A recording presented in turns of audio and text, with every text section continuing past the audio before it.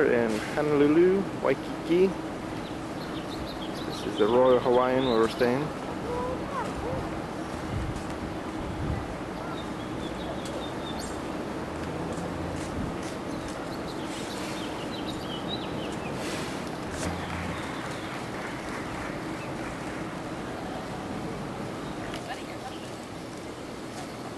Oh, that's nice. Royal Hawaiian, everything's pink, even the limos. This is the main entrance into the Royal Hawaiian.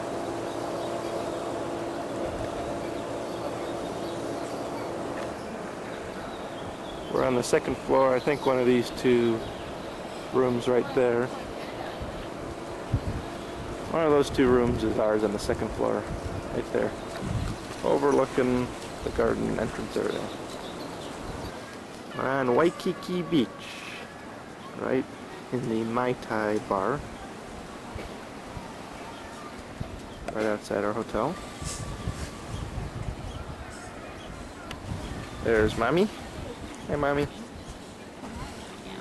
You're Mommy. Always gonna be a Mommy.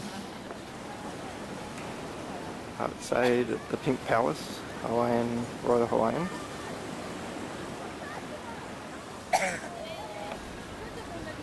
There's the Mai Tai area. There's Mommy.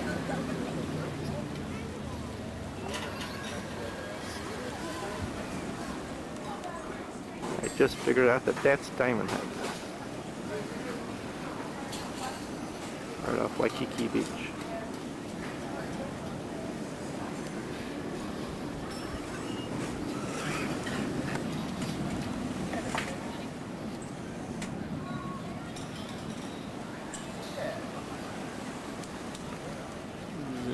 Diamond Head.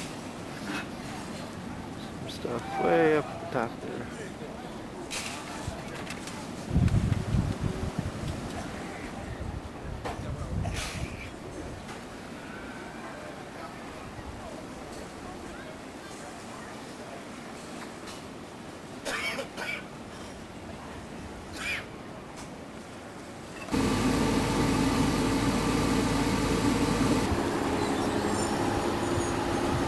Going into the U.S. Arizona Memorial.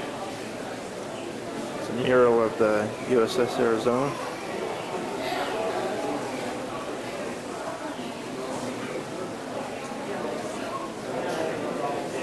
Launcher aircraft. The picture of taken by the Japanese. Yamamoto was very correct in the sense that carriers. This is where the USS Arizona is. Of the 6 aircraft carriers that were centered on the It's a torpedo used by the Japanese. From the U.S. submarines.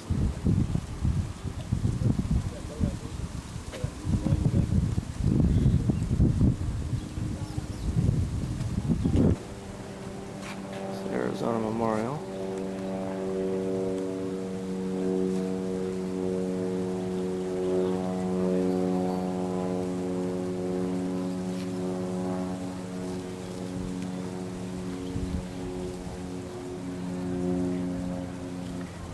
That's the USS Missouri.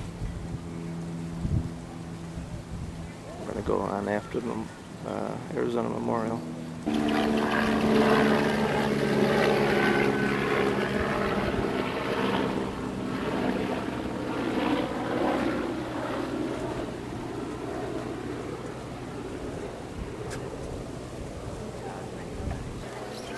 This is Pearl Harbor out from the memorial, or from the Memorial Museum.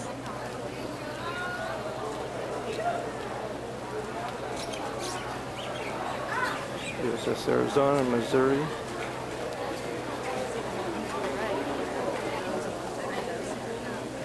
Mountains right there where the planes came over and attacked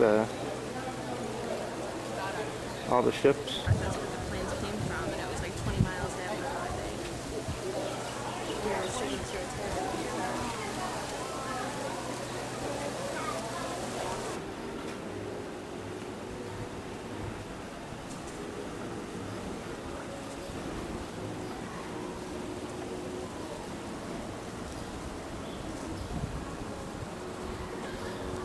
guess they would sit in there and steer their torpedo till they blew up something. Kind of crazy.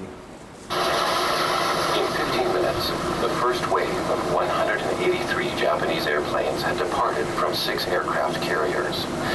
At 7:05 a.m., the second wave of 167 aircraft joined the attack. A total of 350 planes were headed toward Pearl Harbor. Meanwhile, the American Pacific Fleet was at rest. Over 150 vessels were assembled. That morning, the ships were preparing for church services and shore leave. Along Battleship Row, 7 great warships representing the states of Nevada, Arizona, West Virginia, Tennessee, majestically along the shoreline of Ford Island. The battleships were tied to the mooring keys. Just ahead, we'll be passing the shore where these ships were docked. You can see their names painted in black letters on the side of the keys. As the sailors in the color detail prepared to raise the American flag at the stern of the battleship Arizona, Lieutenant Commander Samuel Fuqua ran to the quarterdeck, alarmed by the ship's blaring air raid siren. At that moment, the plane flew very low over the ship with its machine guns winging. I saw a red ball insignia under the wing and realized it was Japanese. For the ordinary sailor aboard the ship, it was supposed to be a day of light duty and rest. Seaman Don Stratton had been up early that morning. 3 or 4 sailors on the bow said, something going on there. And we went out and took a look and I seen the bombs exploding on Fort Island and we understood exactly who they were right away. I mean, we seen the Japanese rising sun. I just started the melee from a battle station.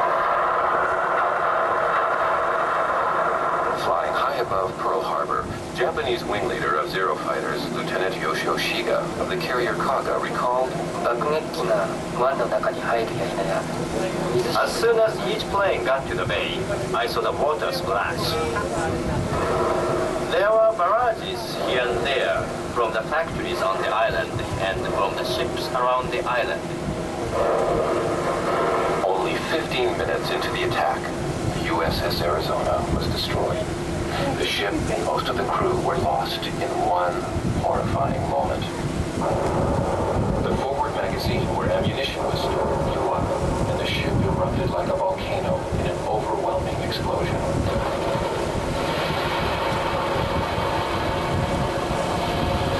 The damage was so extensive that the water mains ruptured, making firefighting impossible. Within the ship, all communications were severed.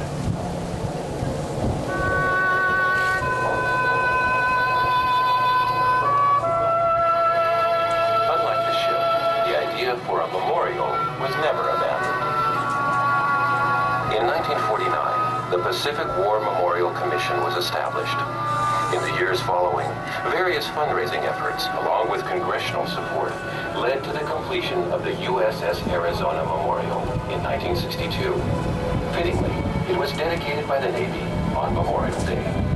Between 1962 and 1980, the U.S. Navy conducted visits to the memorial for the public. In 1980, due to increasing public interest and visitation, Congress created the USS Arizona Memorial as a National Park Service area. The National Park Service now provides interpretive programs to thousands of visitors to the memorial each year.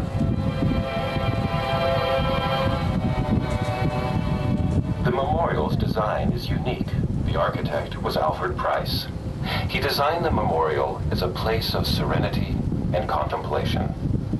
The architect's son, Jan Peter Price, reiterates his father's words about the purpose and symbolism of the USS Arizona Memorial. The sagging in the center of the monument expresses initial defeat, the low point of American morale. But you'll notice that it swings up gently on either side. These strong and vigorous ends signify ultimate victory. The wide openings in the walls and roof allow sunlight to flood into the memorial and permits a close view of the sunken battleship just 8 feet below, both fore and aft. During low tide, The barnacles that encrust the hull shimmer like gold, suggesting a beautiful sarcophagus. The irregular shapes on the right end of the monument represent the tree of life. The overall effect of the design is serenity, not sadness. The visitor is left to contemplate his own personal responses, his innermost feelings.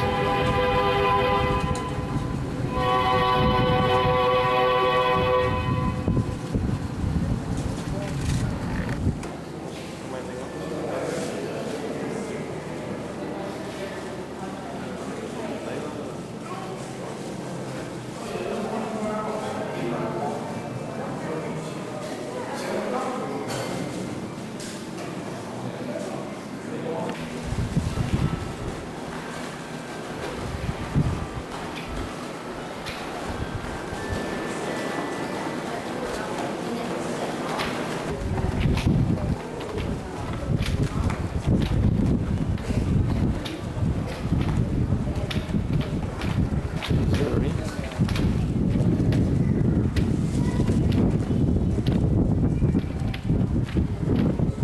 Another ship.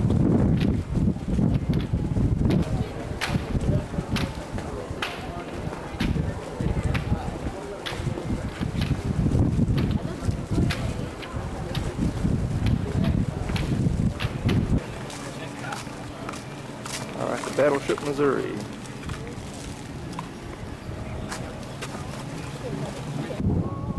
Waiting to take a tour of the Missouri.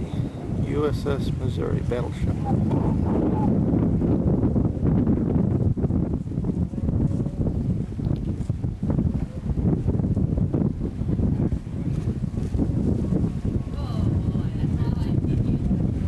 Hey, Mommy. Say hi to Alan.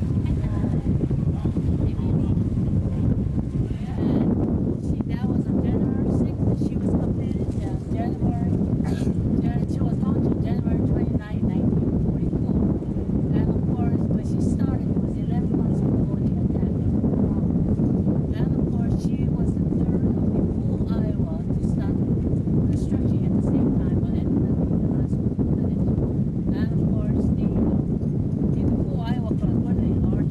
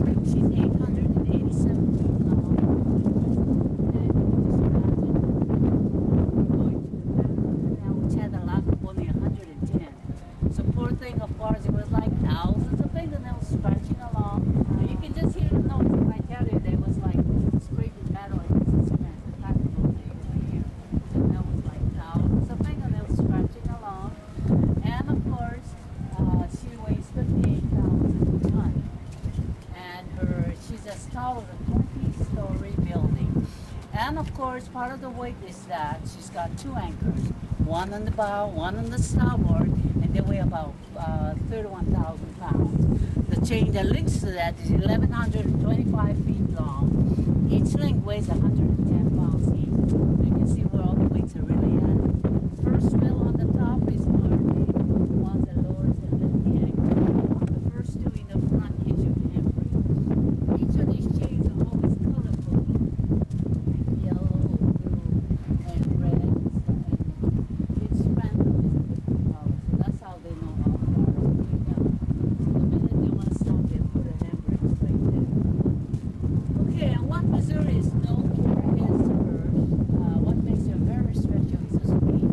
She's got 8 coilers and 4 steam turbine engine, which can produce 212,000 horsepower and can propel to the water at 35 knots, which makes Missouri the fastest battleship. Yeah. And what she's known for, of course, is this wooden deck we're standing on. This is made out of teakwood, and it is the original. And of course, these are really good because on rainy days, it's not slippery at all.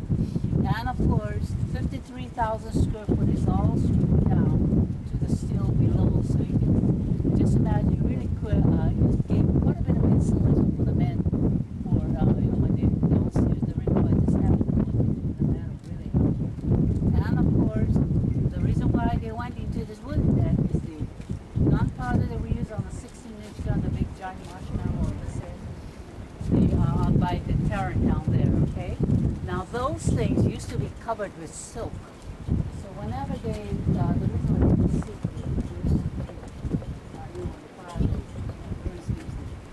but being that it was all silk, what you used to do was whenever you rubbed it against the metal decking, it used to spark once in a while.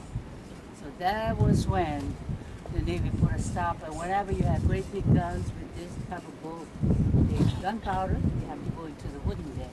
So all the Iowa class has this. And of course, it's going to be like, what, 55 years? You can see it's really a tough wood to have.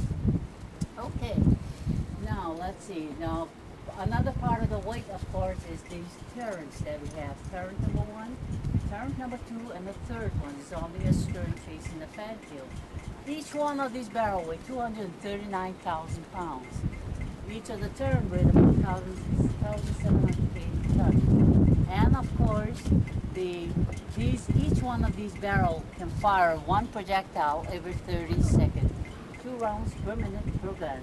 That means Missouri can actually have 27 of those projectiles airborne in a moment's notice.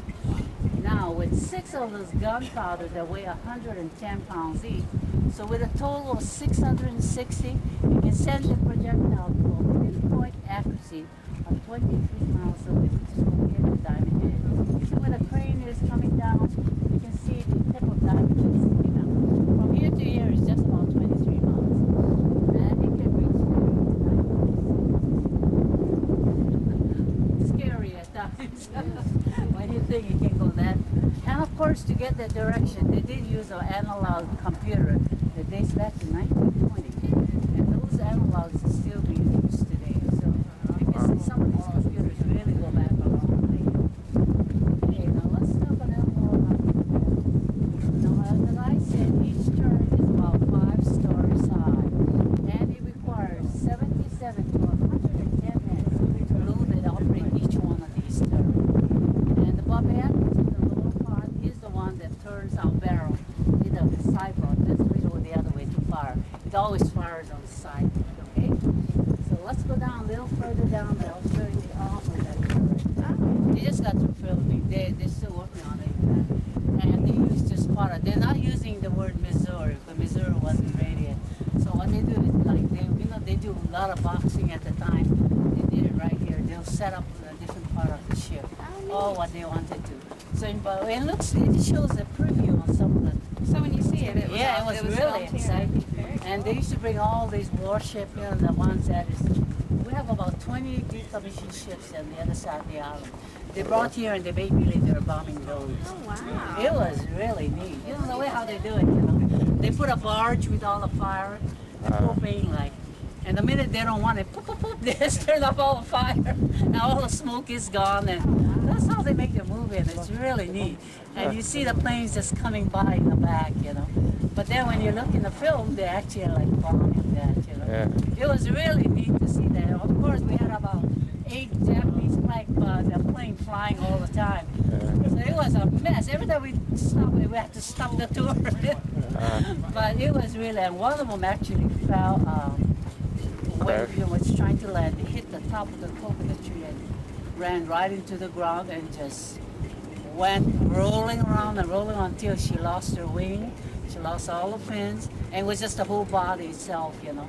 And he came out with just a broken finger. Wow. Isn't that amazing? Yeah. But that happened just before they were going to dig, right on those fields here.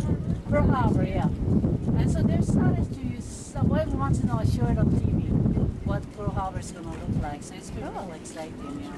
So a lot of parts you're going to recognize. They use Missouri, you know, they close us down about 3-4 days. Okay. Certain days, and they'll pay us for that, and they use it. So we had some holidays off anyway. Yeah, there you go. Okay, now this is the armor right here. Now, when we talk about the armor, it's A-class armor, 2-point special treated steel. So you can see how thick those things are. And this was made to protect from the 16-inch projectile.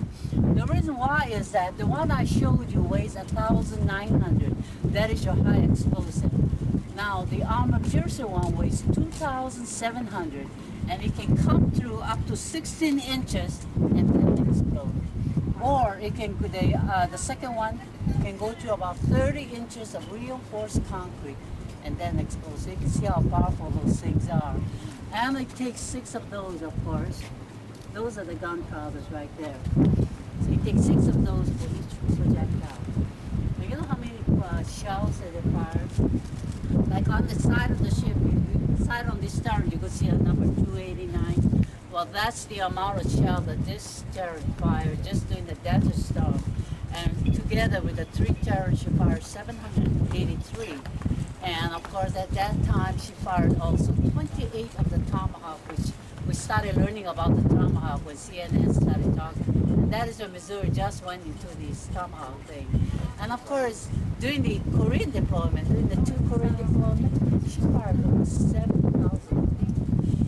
Missouri really had a workout. And these concussions are something, I don't know whether if anybody's seen it, but you know, when you see pictures of these after they fired that, my manager used to be the gun turret for this gun turret in it. He said, used to be up on the bridge, you know, and he said, after it's fired is when you really suffer, you know. And you just keep rocking and rocking until your heartbeat is all numb and you don't even feel your heartbeat. And there was a time I was reading one of the battleships that one of the guys thought, well, after we fire, it's safe enough to use the head. So as soon as it was fired, he ran down, he opened the hatch and went in. Now, of course, as soon as he turned around, the hatch was down. By the time he reached his toilet, the toilet and the sink was off, to the wall and down again with all the waters coming out. It's the after concussion that you really got to watch, you know. And of course, there was one time too, a photographer was up there. He asked permission to watch the bridge, and he thought it was safe enough to go. Once they were fired, he came out, he had his hair singed, his eyebrows singed. He had no hair and eyebrow at the end. But they say, boys, that is when you really suffer, you know, after they fire that. You can see it's really powerful. Okay, let's go down a little more here. This place I'm going to take you is what we call the officers' country. The officers' country is where they slept, some of the officers slept, and we'll be going right into the water where they had their meal. Now, all the officers were actually waited on.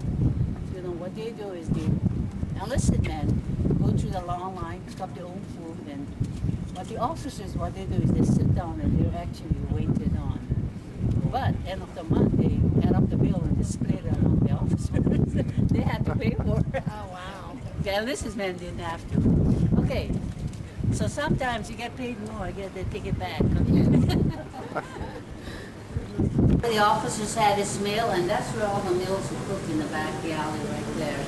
And they were served upon all on these tables. Because I told her this was a dining room, but if you really look good, they're pretty well secure for a dining table. The reason why is that this place is also used for operating table in case they need it. You know, sometimes during combat, all of them will get, a lot of people might get hurt at the same time. And the hospital might be too, you know, we have a big hospital, but during battle you never know. So they always have these things set up. They always the operating table, the one with the green tablecloth with the lights above. And right behind the drapes is where all the instruments are all ready for it. And when you go down to the mess deck later, you're going to see also another operating table all ready to. Okay, now this model here. This model here was donated to us by Mr. Cook from Georgia. He spent 2.5 years building this. And when he heard about a museum, he wanted to donate it to us. And he came to us 2 days before we opened, and he had insured for $31,000. And this is what Missouri looked like when she was first built. And when you look at her with all of these smaller guns, and these are the 20mm guns and the 40, she required 2,700 men to operate.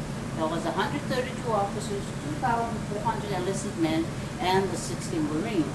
But in 1955, when she was decommissioned for the very first time, she went into a mothball for almost 30 years. And while she was there, that is when President Reagan came along and wanted to stop rebuilding the Navy and asked all the battleships to come out again. But when she came out, they felt as though her weapons were sort of outdated. So in she went into Long Beach this time, and she stayed there for 2 years. At that time, they took 49 of this 20mm gun, which is completely around the ship, 20 of the 40mm gun, which is on the upper deck, and on the 5-inch gun, where you see 5 on both sides, they took 2 away from both sides. So today, as you look up, you're going to see only 3 of them there. When they took those out, they put 8 Tomahawk launchers, 4 of the Harpoon launchers, and 4 of the closing weapons. And when they did that, the crew now could be operated with only 1,500. So you can see the big savings by just putting in the modern things. They can really save it. Now that big difference, they can actually man 3 to 4 of the smaller destroyers. Because those smaller ones require only 200, or some of them only 300. So that's a really big saving. Okay, what I'm going to cover when we go at the Fantail will be all about these planes. These are called seaplanes. As you can see, there's no wheels. And we did use different type of vehicle for the spotting. Spotting is whenever they fire the big guns, they wanted to see whether if it's hitting the target or if it's not hitting. So they take pictures and bring it back to Missouri. And so they are called spotters. We did use 2 types of planes. This is the second one that we used. The first plane that we used was 2 Kingfisher, which required 2 men on board. And this is called a Seahawk, which required only 1 man on board.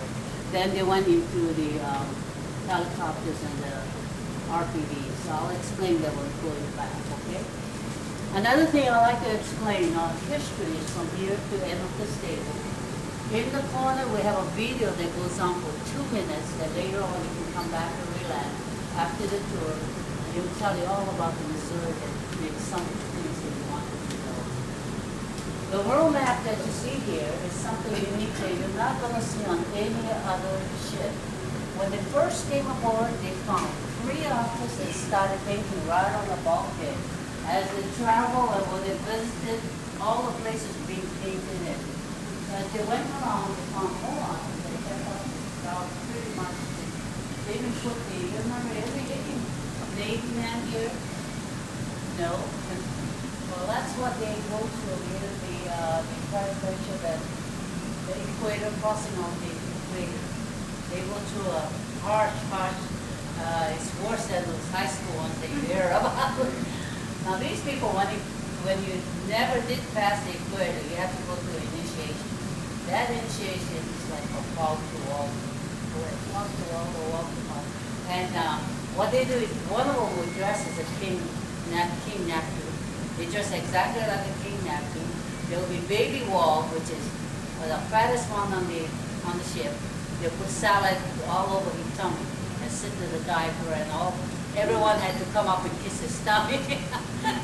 And the initiation is a lot of time. They put garbage for about a week. You have to go through the pipe with all the garbage in there. Or they'll blindfold you and put you in a net with all the dead fish. Or you have to go through a lot to pass this. And when President Truman was on, you remember I told you that he spent 12 days on the ship?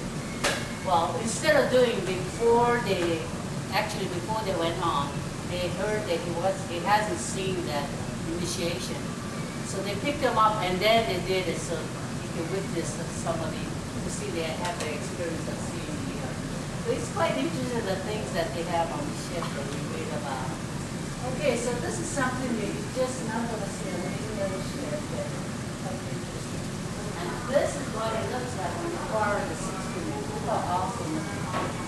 You can see why it's so powerful. Okay, the next place I'm going to take you people is where the enlisted men slept.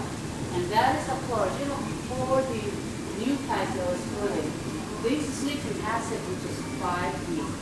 There was a canvas with a netting on the side. Can you imagine those which were loose? All of them came down on each other, and they all snored into each other's ear. So, during the modernization, they got what is the new modern.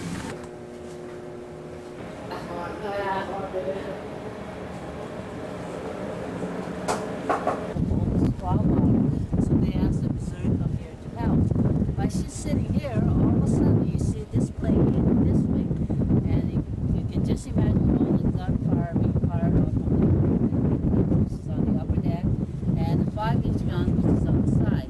It's riddling the plane with all of that. He keeps coming because his mission was to land on Missouri. And of course, as he comes close, you can see that he's already leaning over the cockpit, so you know that he's already dead. But he had his plane hitting the Missouri, and that was his mission. So he smashed 3 feet below the water right there. Now, when he smashed into Missouri, the plane split in half. And at that time, you see a 500-pound bomb going through the air, unexploded, and into the water. But the other half of the wing is now cartwheeling over, and that is why it makes it dense. But as it's coming over the nets now, it's spilling gas all around it. 3 minutes after, when the fire is out, you as a shipmate is now looking around to see if anybody's hurt or seriously dead. Because you can just imagine the flames that are coming out of the metal. But as we look around, nobody is seriously injured.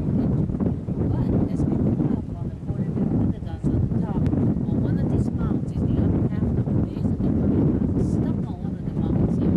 She's still there.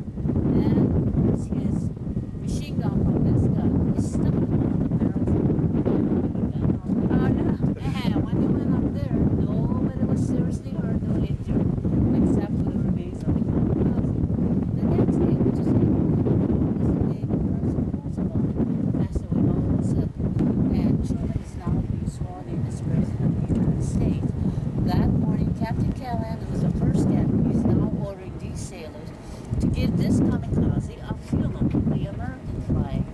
And of course, they didn't have a Japanese flag, so they used the American flag. And these sailors are very upset and really angry at the captain for forcing them to give him a funeral. But Captain Callahan would not budge. He said, even though he's the enemy, he still fought like a warrior. And we're not going to just throw his remains into the water. We're going to get him in the summer. So that's the reason why he decided to do that. And of course, this party was identified. It was a 16. And the reason why is that here's about the 16. All the kamikaze pilots are on the average of 16. And the reason why they really was working on this is the Navy, after it would happen, is that he's about the only one in the world that ever had a funeral by an enemy.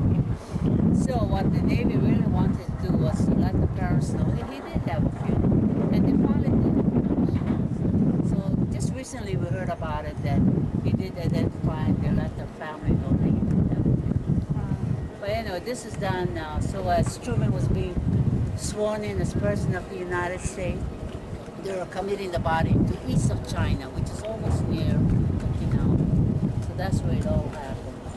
Okay, the next thing I'm going to tell you all about the different spotters, okay, the place. Why that we're a non-profit organization, and what we do is we don't get a penny from the federal. So we have to keep raising money to pay for our rent here. Our rent is ridiculous. And of course, we have to upkeep all the renovation. And that's how we have to open like so many sections every year to show that we're collecting and trying to fix up this. And like I say, that's what we're going to open the end of July, the overnighters. that's how one of the new programs is going to open. So the kids, in fact, they are signing up already. We do have quite a bit signed up. Okay, in 1944 is when they first went into those seaplanes. And of course, these seaplanes are sent out, and whenever they wanted to land, if they'll go out, that was how they were sent off it. When they first didn't have the catapult where they were setting off, they used to put barrels like a board across the barrel there, or 6 in it. They put the plane there, and they put a 6-inch smokeless shell, and that's how they were shot up into the air. Poor pilots are probably momentarily while they're being shot up into the air. Now they go out, they do their duties, take pictures and video later on, when videos came out, so they'll bring it back to the ship. But if the water was smooth like this, they could land on their own. They'll land far away and start making it come closer to the ship. But if you're out in the open sea, there's a lot of waves, and they can't do it until Missouri created the calm of the sea. And to do that, put 2 rafts in the back of the plank hill and give it a slight turn as she's moving. As she's doing that, she's actually making the waves smooth. And if you look from a distance, you see a good runway for all the smooth area will be a runway for the planes to land. They land on these and come up onto this raft. Once they're on this raft, they'll suddenly reverse. And when they reverse, net will come over and try to hold the ship in place, but they're out in the open sea, so and of course a lot of them fell off because a lot of time when they reversed, the net might be tangled, and so the plane still fell into the water. And another thing what the pilot had to do was while they're on that, they had to get out of the plane, hook the plane onto the crane, and go back to the plane and wait until somebody else hooks them up and puts them up. And poor thing, of course, a lot of time while they're hooking, big waves come out and knock them off into the sea. So there were too many accidents, so by then they went into the helicopter. And of course, this is the helipad you see here. And like I said, this place, in order to keep raising money, we have parties here. And so right after this, I just work all night again too. We give tours at night too after the people before they eat. But anyway, after the helicopters, they're pretty expensive to run. So this time they went into the, let me come on this one. They went into the RPVs, which is a remoteless, pilotless vehicle. These things are like a remote, but they're about 400 pounds, and from the front to the tip is about 14 feet, and the wingspan is about 17 feet. Now those things, of course, they put a rocket on the side, and that's how they shot up into the air. They go there, take pictures, and bring it back to Missouri. And like a remote, when you want them to come back, you just press the button and it's going to come back. In the meantime, Missouri had to put quite a bit of nets in the back to catch all of these things that came back. So that's how they recovered all the RPVs. Okay, so anyway, those are the 3 things that you do: seaplanes, helicopters, and the RPVs. I told you during the modernization, they took all the small guns and they put tomahawk, harpoon, and opposing weapons. This is the opposing weapon as well with the white domes. If you look on the other ships, you're going to see quite a bit of white domes here and there. Now these things are like with a big giant machine gun. They fire like 3,000 rounds per minute. Can you imagine how? So it's a real gas-in type of machine. But the best thing about this is that they can do it manually or automatically. Manually, you can sit there and fire, or it's automatic. It's really automatic in the cursor. It just keeps moving around looking for anything there.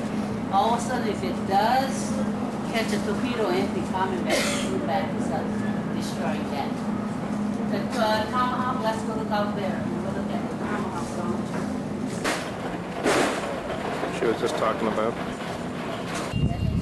That means you can put 4 tomahawk into there.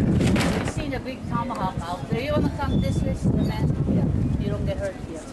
Okay. Now these tomahawks, they look like a plane, but the wings fold into the tomahawk. The fins and everything are folded down. You can slide 4 of those in there. Once you put that 4 in, you can open up on the side there where the line is. It opens up to 35 degrees. And hydraulic, you see the 4 ready to be shot up into the air. Now, Missouri used 2 types of tomahawk at all times. One tomahawk was to fire only those surface ships. Now those tomahawk can go as far as 250 On the other hand, they had another kind of tomahawk when they want to use it for land attack. They can go as far as 1,000 miles. So you can see what a big improvement. 20 something miles per hour, 1,000. And of course, right after that, the harpoon is used only to strike supership. And those harpoon can go as far as 70 miles.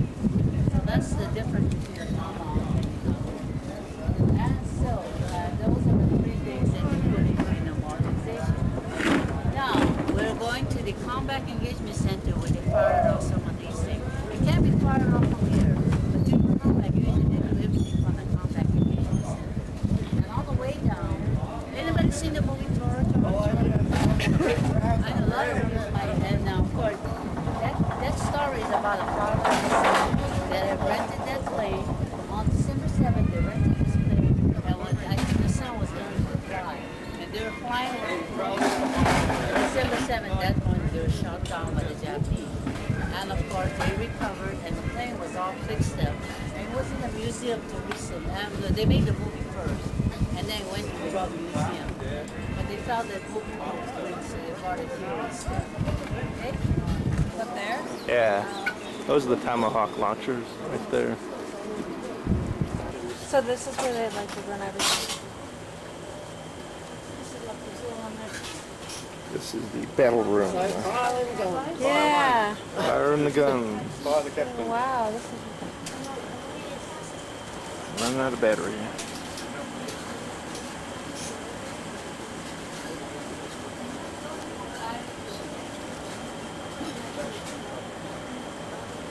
So she said, what, 1992 it was taken out of commission?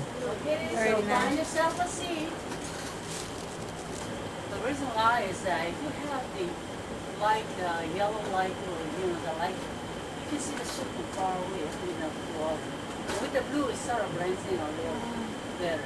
And this is also to protect the night vision of the officers who will be walking around in the dark, and it's easier to go into a dark room than a bright room, Your eyes don't have to adjust. And of course, if you look at those panels out there, you can see the red lights a lot easier with this blue light than with the white lights. And so that's the reason why these blue lights are. The following is a test of the general chemical collision alarm for the starboard coordinate. Disregard. Thank you. And you can't do it from the right, are you?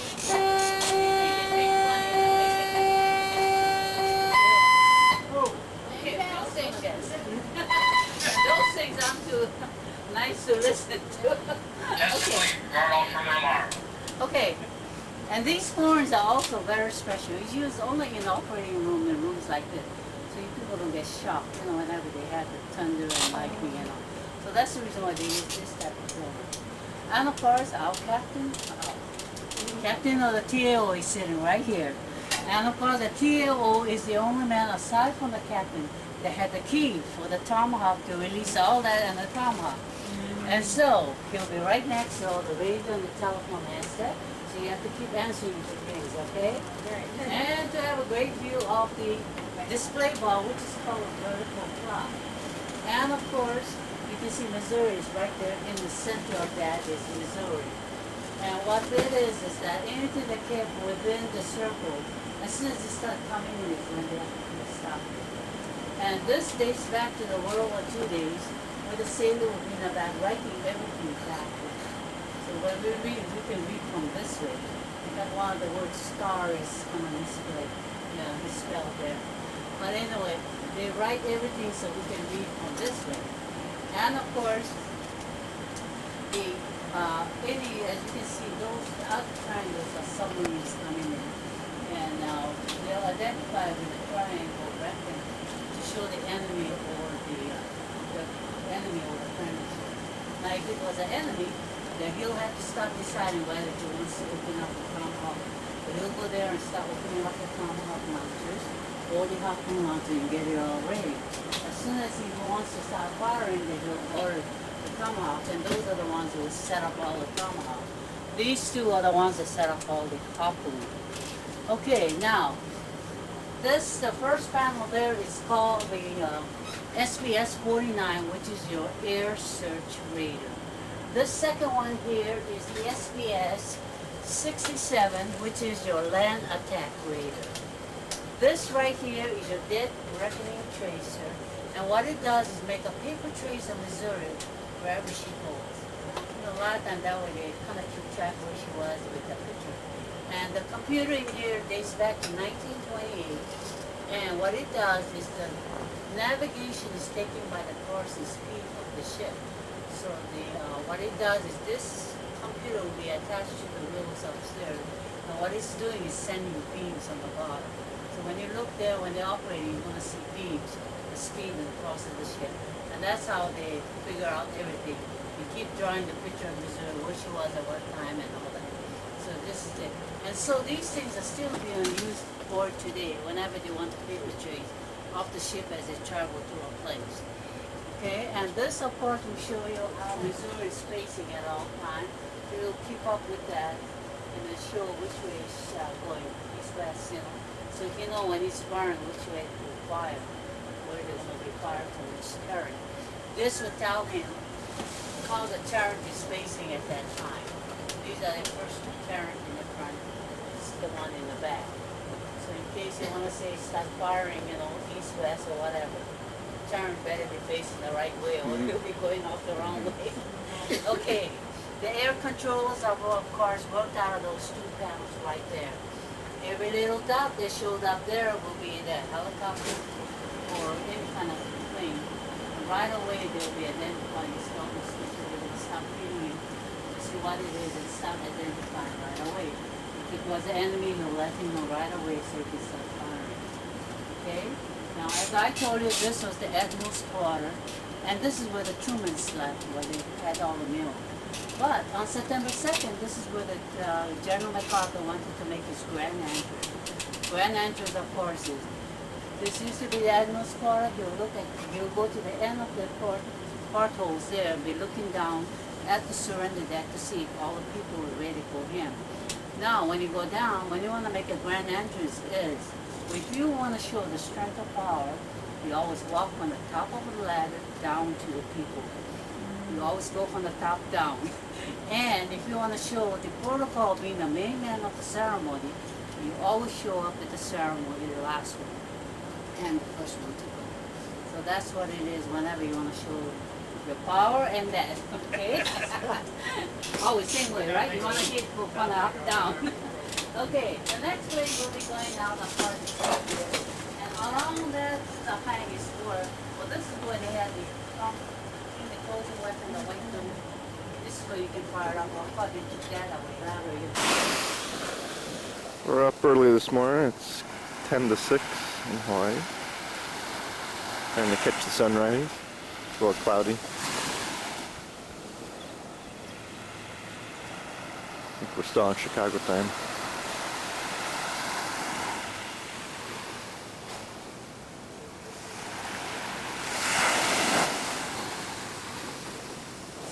People out surfing already. Karen. Hello. Doing Alan.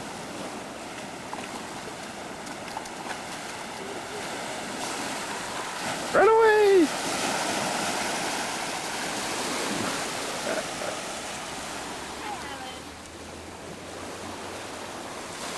Yeah.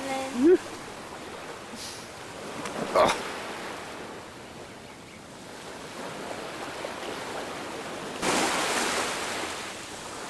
There's people surfing out there.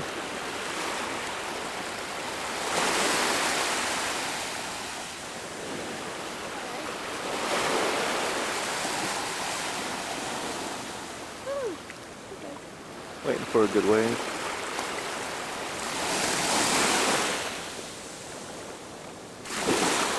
They had a competition on Waikiki Beach yesterday that we didn't see. Say that again? This one, the Sheraton Moana. There's just the Moano, and then Sheraton bought it recently and like helped restore it and whatever. But it was the first one, built in like really early 1900s. And then Royal Hawaiian followed shortly after, but the Royal Hawaiian like really catered to like movie stars and royalty and that kind of stuff. We used to have a pier that like jutted way out. Really? Yes. I recommend.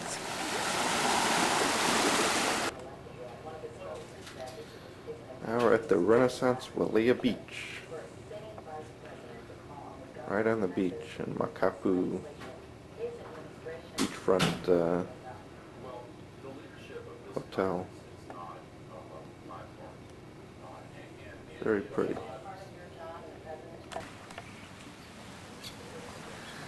This is a different part of Maui up here.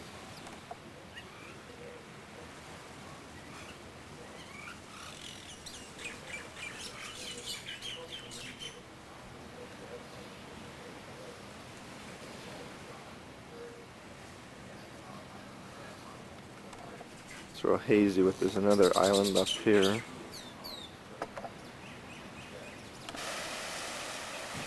there's another island off to our left. This beach is totally different than Waikiki. A lot more lava rock and stuff. Still white sand.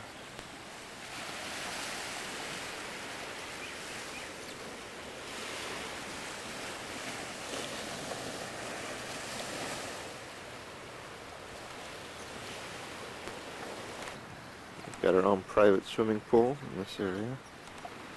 Kind of nice. It's our room 188.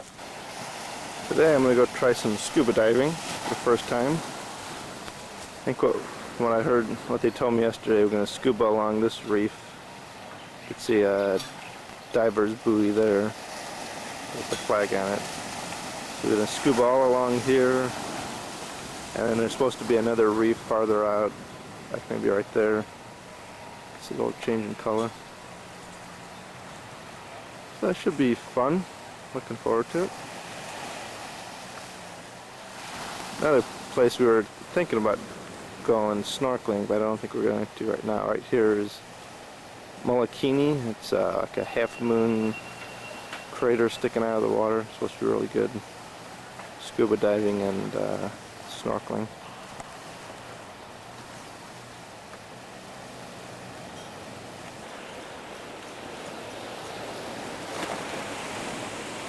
Some pretty big waves this morning, crashing in.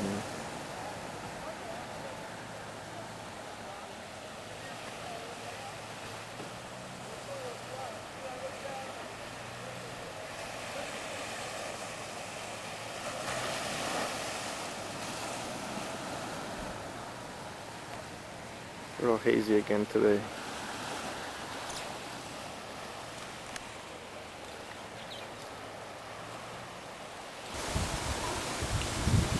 Just got done eating lunch on our patio. It's a very windy day today.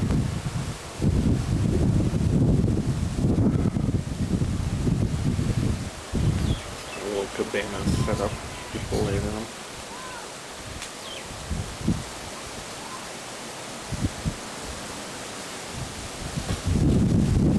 There's Ernie. Been our waiter in the area.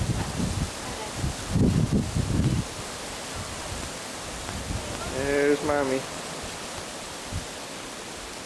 Going back to our cabana way down there.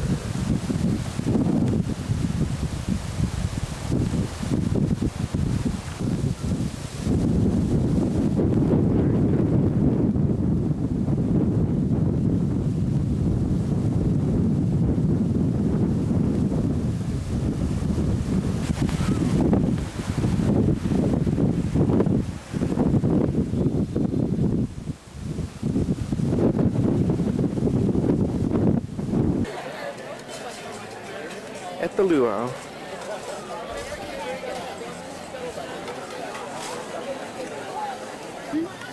Okay, go, but don't go down on the sand, please. And Matthew, make sure it's okay with your grandma and grandpa. It was on that little narrow bridge with the great big truck coming across.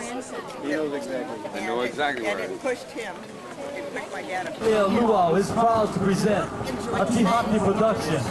of the Renaissance Luau extravaganza.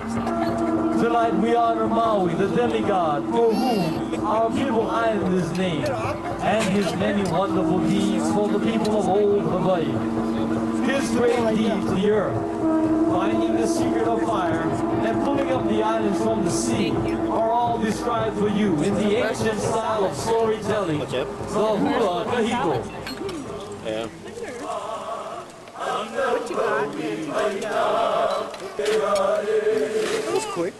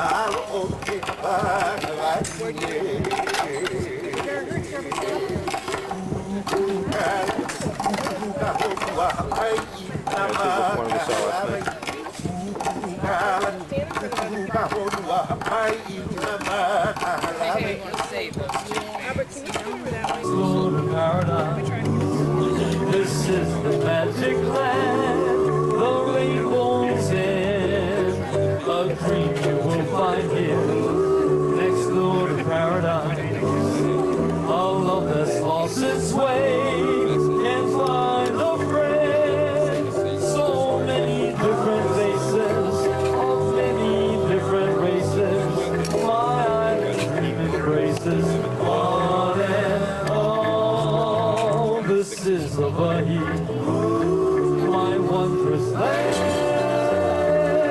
Please spend some time with me.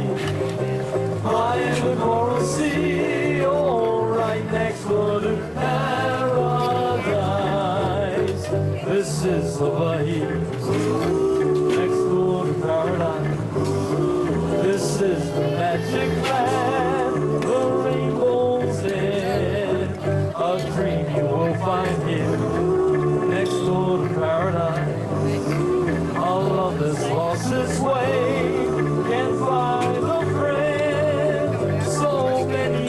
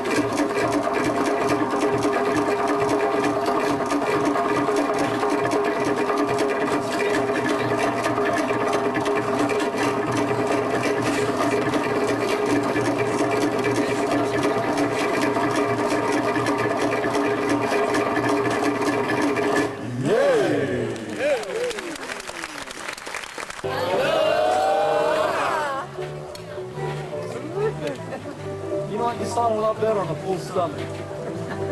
No, people tell me, how was your dinner tonight? Good? Enjoy your food, did you? Very good. All right, great. Well, we hope you ate to your heart's content. Now, it is show time, everybody, so please sit back, hang loose, and enjoy the show. We started off the show with the original hula device, the hula kahiko. Here we showed you how we started our Hawaiian music with chanting and temple drums. Later on in the show, you'll see how much the hula has changed. Then our dancers performed you the Tahitian Otea, the festival drum dance, performed usually on national holidays and celebrations. We're all to meet very special people like all of you tonight, very special. We ventured now to the islands of Fiji, and although Fiji is not located in the Polynesian Triangle, Fijians are related in many ways to the people of Polynesia. According to ancient history, Fiji, along with Samoa and Tonga, ruled the South Pacific and were royally greeted with open arms by the natives of New Zealand. Tonight, Chief Imosingamuni leads our warriors in a spear dance called the Vese. This dance depicts an actual battle scene where our warriors attack and defeat their enemies, then celebrate the victorious celebration. Ladies and gentlemen, repeat you with the greeting from the Fijian people.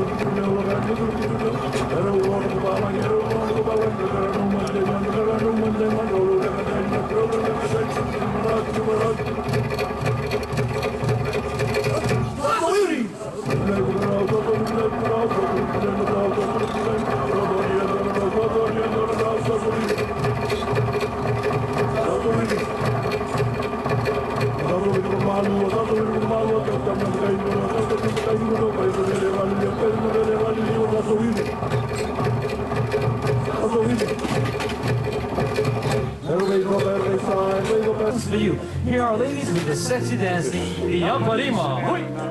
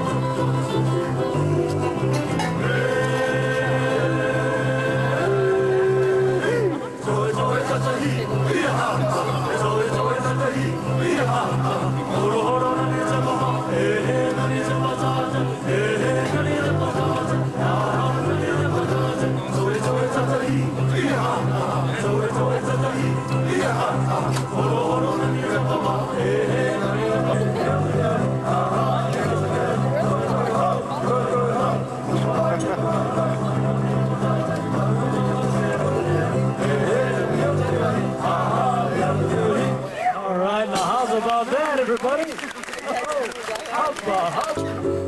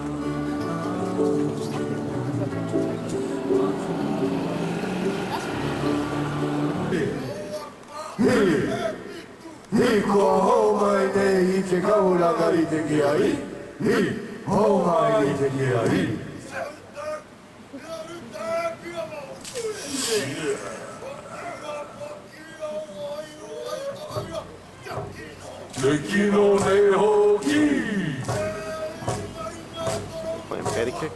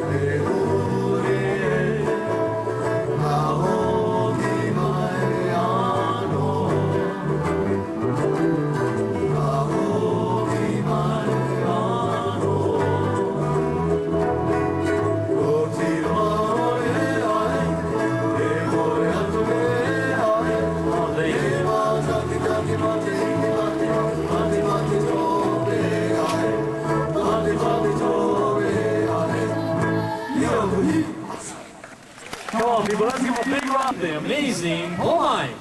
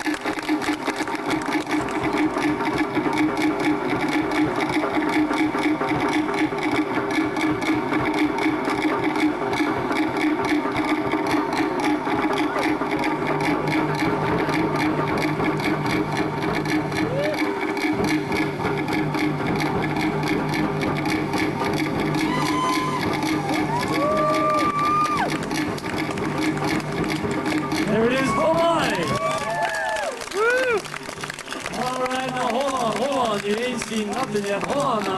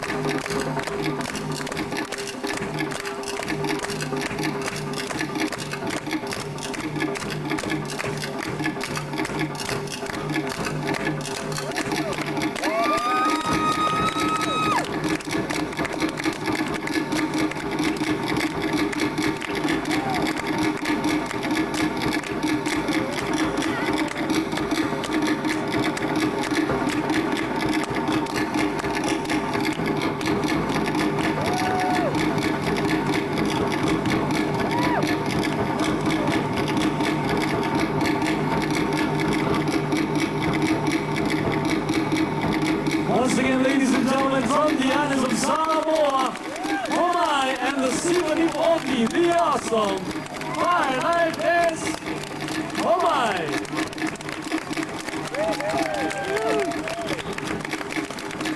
Hawaii. Hawaii.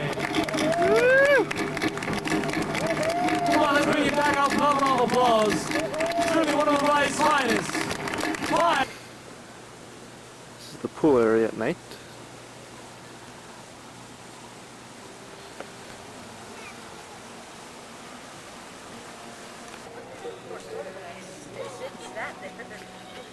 The main part of the hotel up there. Today we're on the road to Hana. It's our first stop. There's a little waterfall back here. Very nice. Pretty little pool and falls. Water's kind of murky.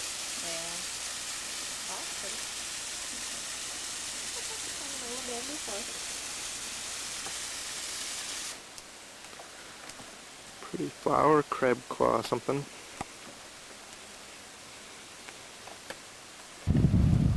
Now we're in the Kapuli Pali Budu Dada Bada Dudu Valley. Something like that. Very pretty. Coming over to check out Black Sand Beach.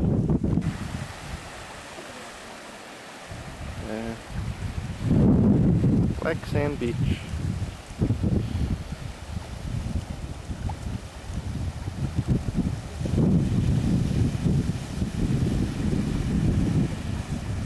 Pretty area.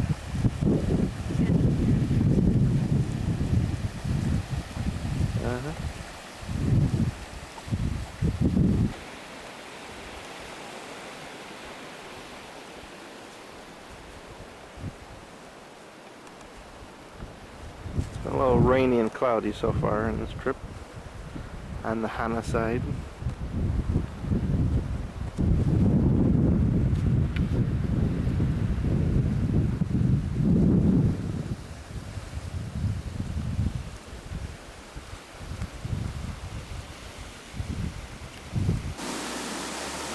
This is supposed to be the blue sapphire pool. It's down in here.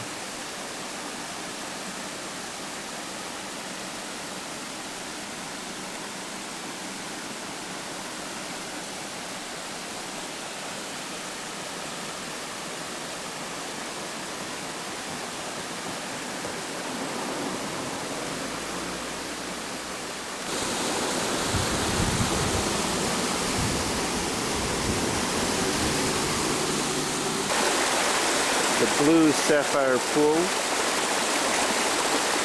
Very pretty location.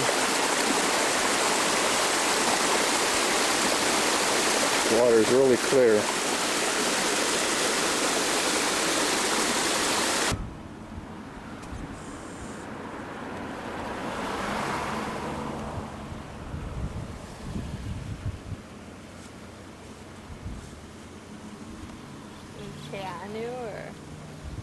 Yeah, the Keanu Peninsula. I've got a peninsula. We water that over there. On the valleys on the road to Hana. Ooh, tree. Pretty valley.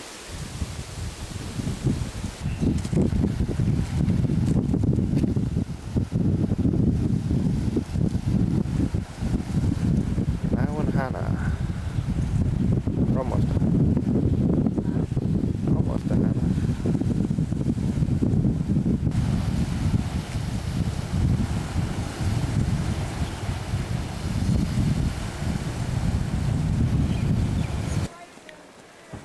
Go check out the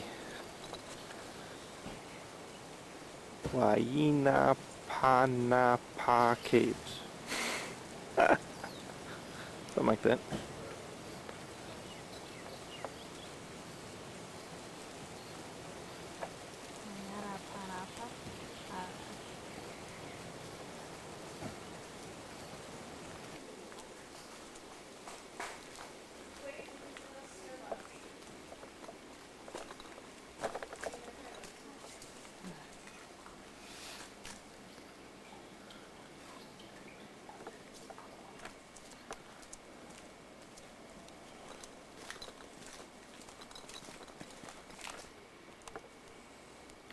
Pretty stagnant, isn't it?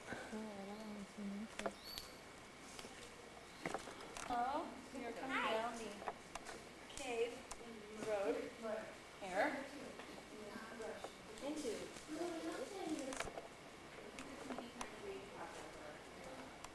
Bunch of trees crashed in here. Are these still I living? think these are roots, honey. Yeah, they probably are. Wow.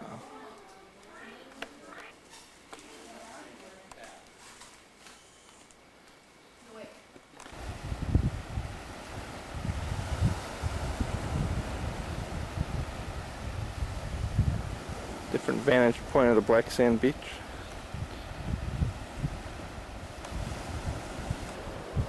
The tops of the trees that we just saw the roots from.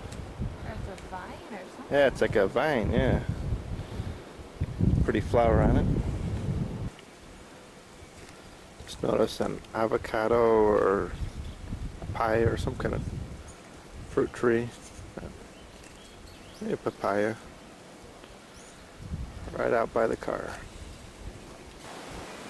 Just on our way down to the Black Beach here at the park.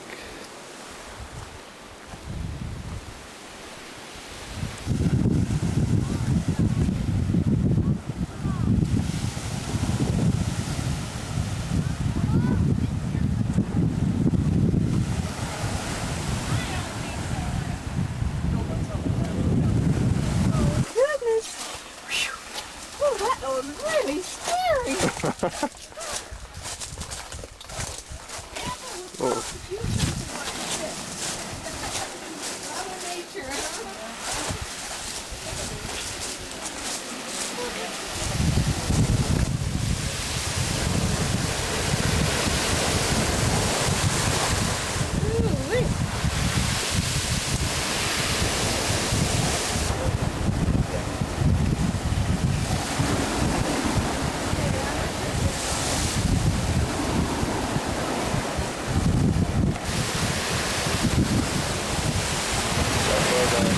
Comes in where we were.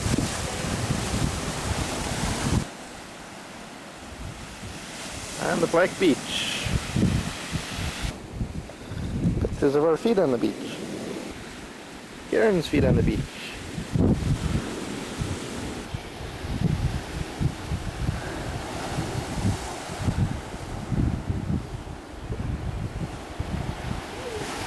Fun top going back to get a towel.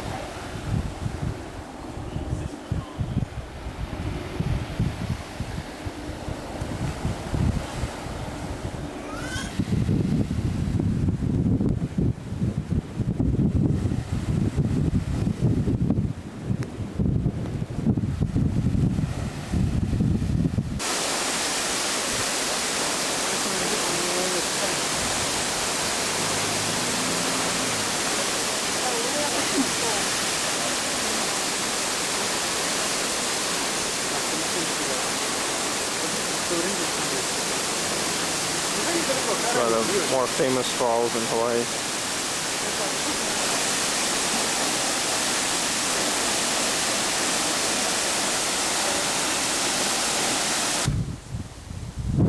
Trying to find Charles Lindbergh's grave. He's supposed to be buried behind this church.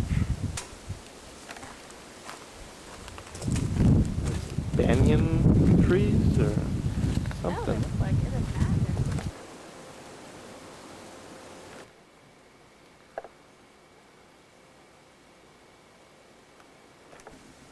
It's the Palapala Huma Congregational Church.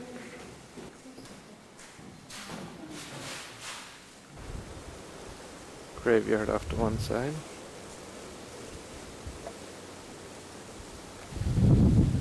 That's Charles Lindbergh's grave.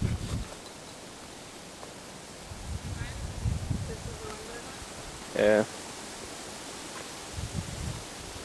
Born in Michigan, 1902. Died in Maui, 1974.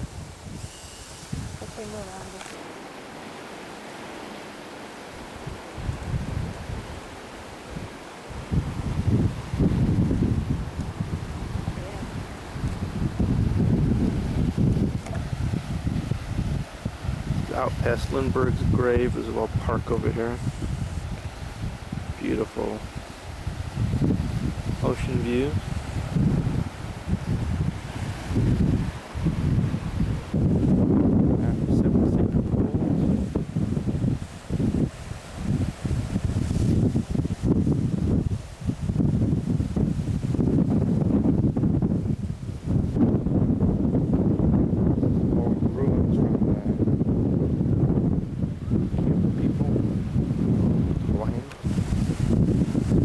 Lower part of the 7 sacred pools.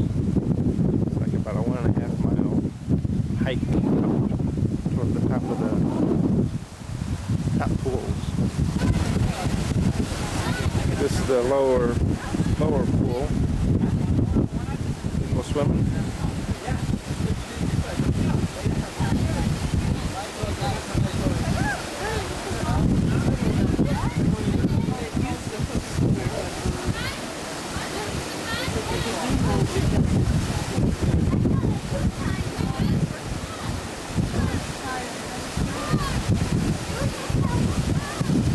Swimming way back.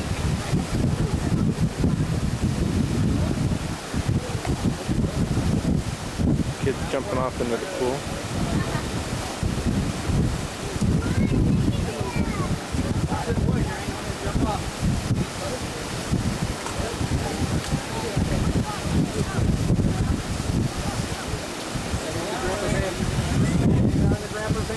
Real tight now.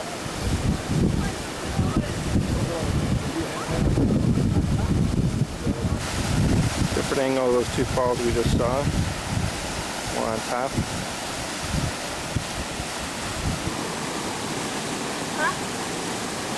You just said that's not pineapple. You know what it is?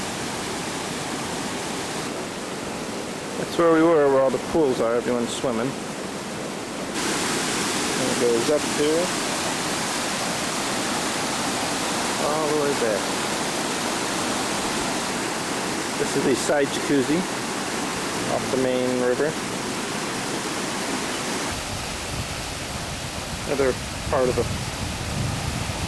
other falls in the 7 sacred pools area.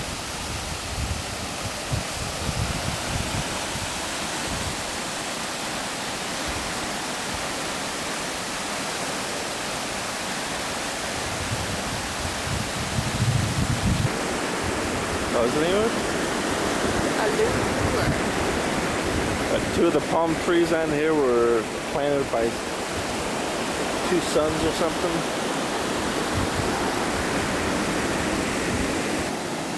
I think this area out here was what we saw from the one state park that we stopped and had a picnic at.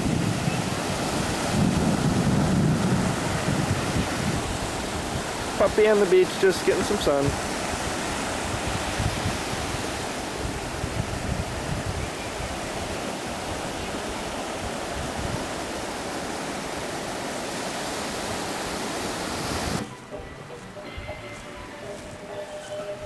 Just missed the sunset.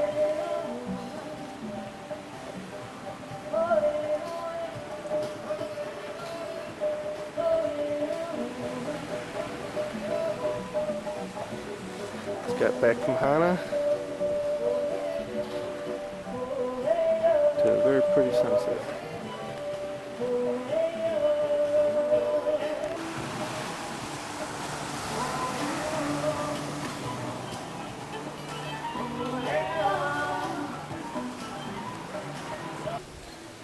Getting ready for the luau.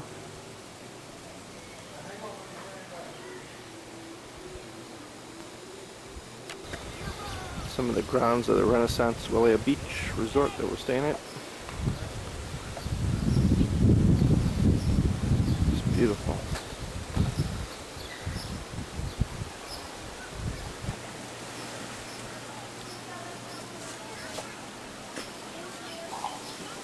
Pool area.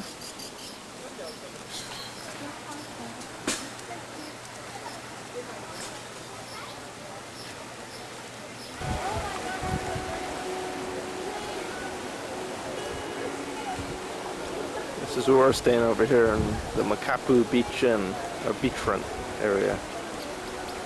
Right on the beach. It's a pretty cool whirlpool.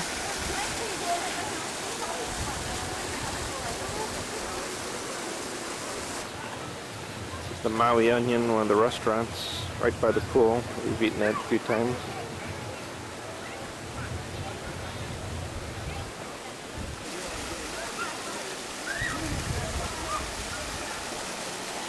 Great job of fixing up the grounds around here.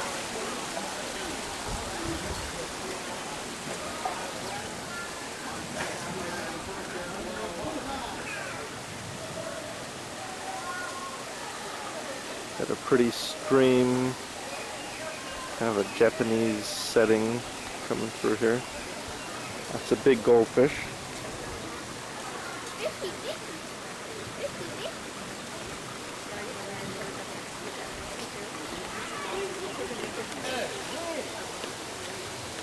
They always have weddings here. They do it right on this little peninsula.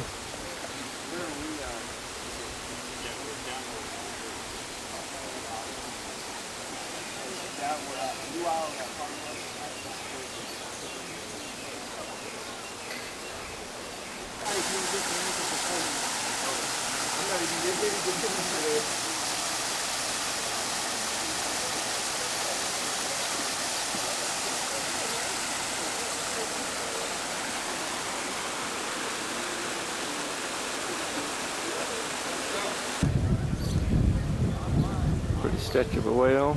We've got a restaurant buffet right in here. There's a kind of a bar up on this terrace. Does, doesn't it? Roasting.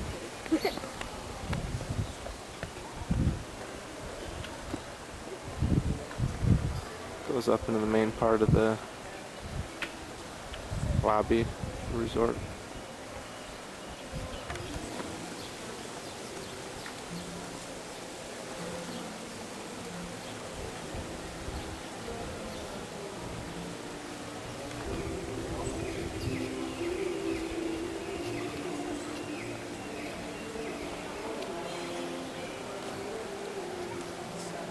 That's up where we're staying. Makapu beachfront.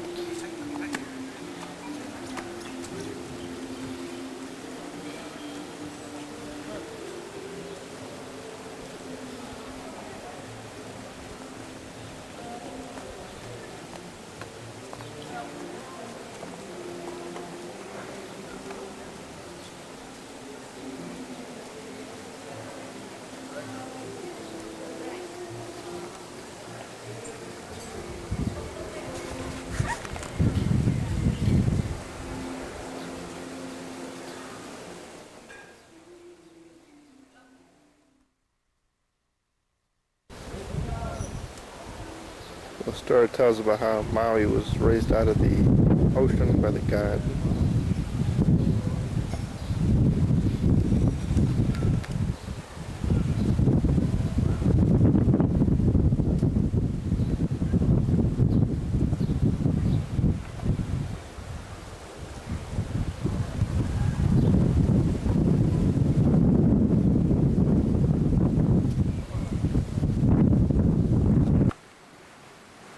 Supposed to be an eclipse of the moon tonight. About 2 a.m. right now. And you can see that it's just starting. The left corner of the moon, you can kind of see the shadow.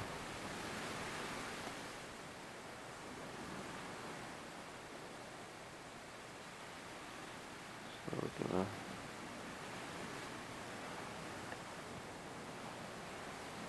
take it easy for a little bit.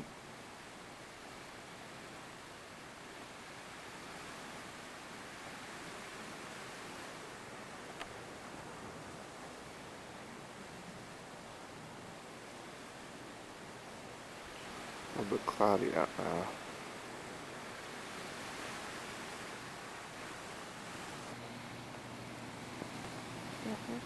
That's about 2:30.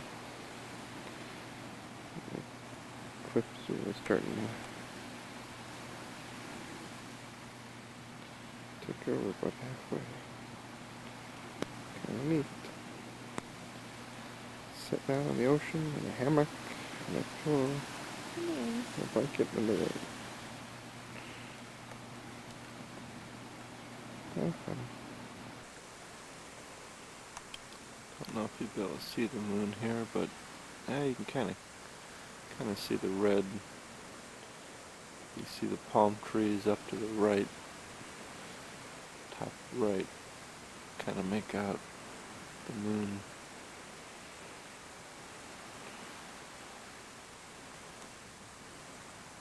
Total lunar eclipse.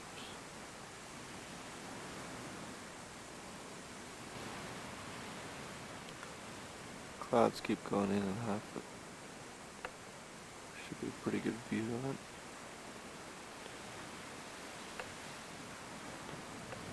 Up to the right.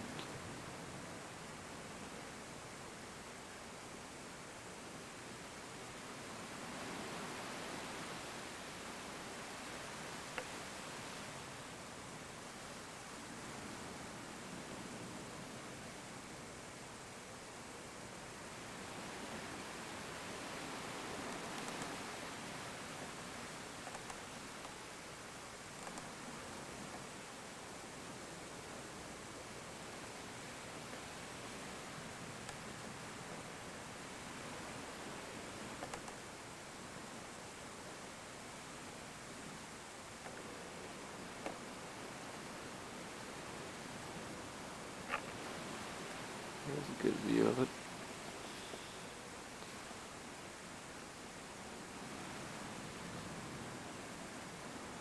Lunar eclipse.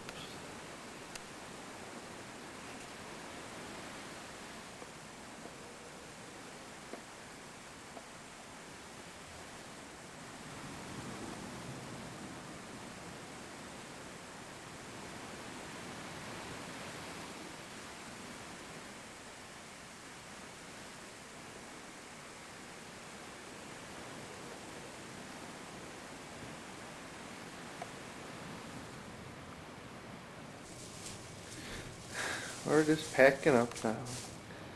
Coming home to Ellen. Go see Alan. Let's go see Ellen. It's about 8 o'clock right now.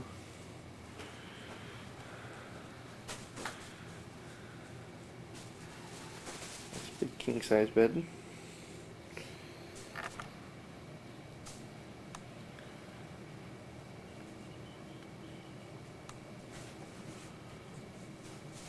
Is that everything that's in that? Not quite. Huh? Not quite.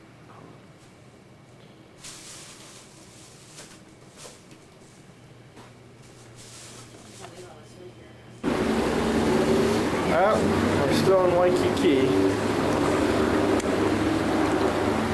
Our one plane got delayed to San Francisco, then we had to rebook since we were not going to make it back to Chicago tonight. So now we're getting out of here at 9:30, so American Airlines put us back up in Waikiki at the Ocean Beach Pacific front. It's kind of down the road from where we stayed originally at the Royal Hawaiian. A lot of people on the beach.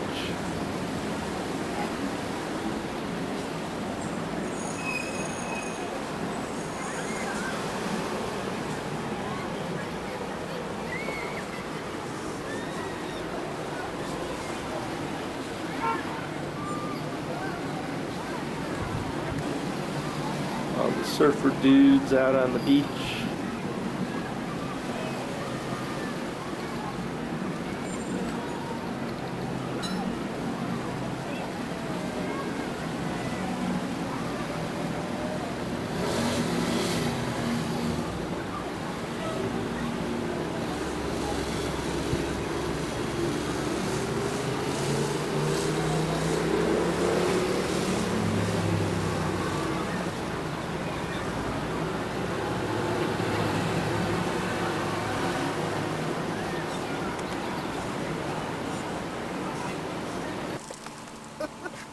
You're silly.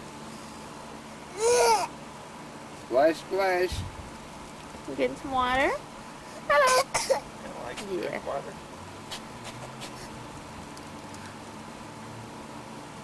You're silly. Wash your feet.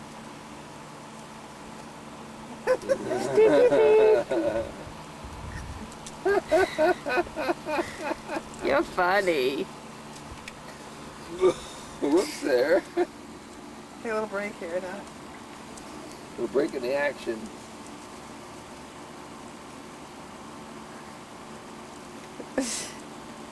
You're funny.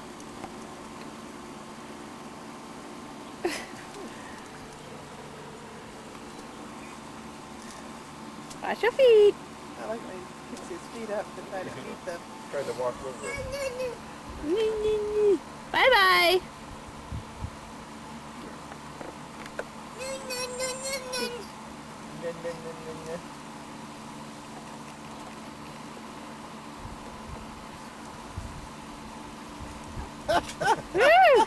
You washing your face? Hurting one of his arms.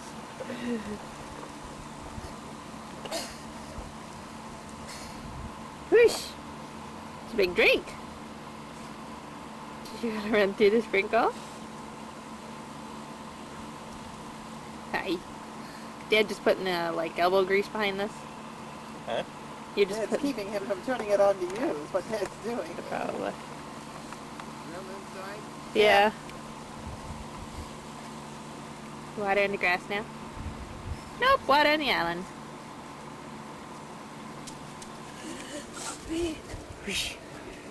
Hey, who got me in the back of the head? He said.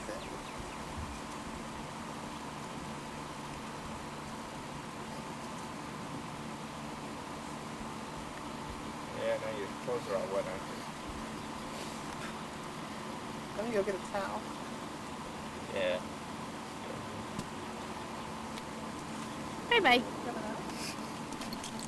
Oh, God bless you. So, Mom said, Pete. this. Hi, I bud. said that Alan was playing in the shower and Tom was, and the hose and Tom was holding the hose. She said, does he have his clothes on? I said, Alan does, but Tom doesn't. Silly Papa.